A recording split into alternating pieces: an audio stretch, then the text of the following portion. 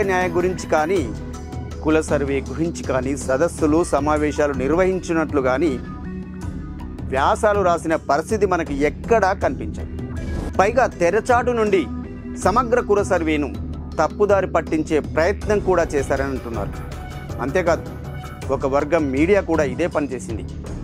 స్వతంత్ర నిపుణుల committee chairman కొంతమంది సభ్యులు ఎక్కడా సామాజిక న్యాయం గురించి కానీ సమగ్ర కుల సర్వే ఆవశ్యకతను గతంలో ఎన్నడూ ప్రస్తావించిన సందర్భం కనిపించదు.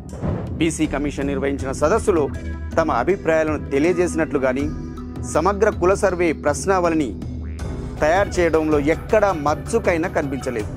స్వతంత్ర నిపుణుల కమిటీ చైర్మన్ పాత్ర వివిధ దశలలో శూన్యం అని నిక్కచ్చిగా చెప్పొచ్చు.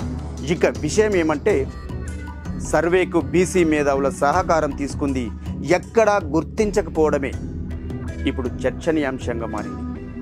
సమగ్ర సర్వే ప్రశ్నావళిని తయారు చేయడంలో సంపూర్ణ సహకారాన్ని అందించింది దాదాపుగా బీసీ మేధావులే.